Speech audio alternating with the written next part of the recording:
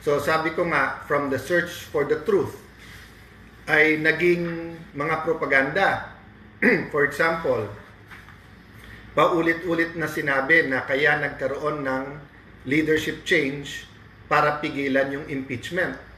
Pero nakita nyo naman po, Wednesday night, nung nakuha natin yung articles of impeachment, kahit na may kaguluhan sa Senate, tinapos po natin. Nung tinanong po ako ng Secretariat, tatapusin po ba natin ang pag-check niyan tonight para bukas masulatan na natin yung House. Nakiusap po ako sa kanila at sabi nila, sir, duty namin to. Despite po yung anxiety at yung trauma na nangyari dun sa barilan sa Senate. The next day, within 24 hours, pinadala na po natin sa House of Representatives, kasama sa sulat na yan, yung order na nasa order of business.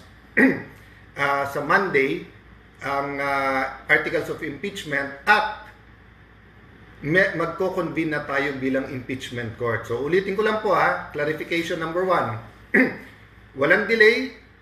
In fact, sa Monday, magko-convene na yung impeachment court. So I hope those who made a judgment, may you be a religious leader, may you be deans of law schools, may you be a private citizen.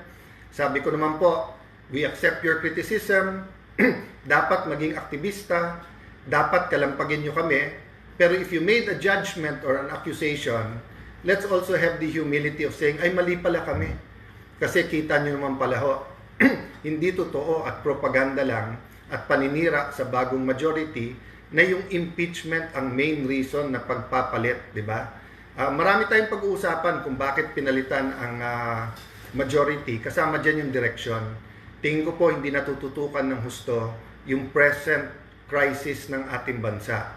Fuel price crisis, crisis po sa energy, crisis po sa trust sa gobyerno. And I'm not talking about the administration alone. Trust in the legislature, in the House, the Senate, trust sa ating traditional media, trust sa social media, trust sa ating administrasyon, trust sa impeachment process. Yung tiwala ba na may mga leader tayo na ginagawa nila ang lahat ng kaya nila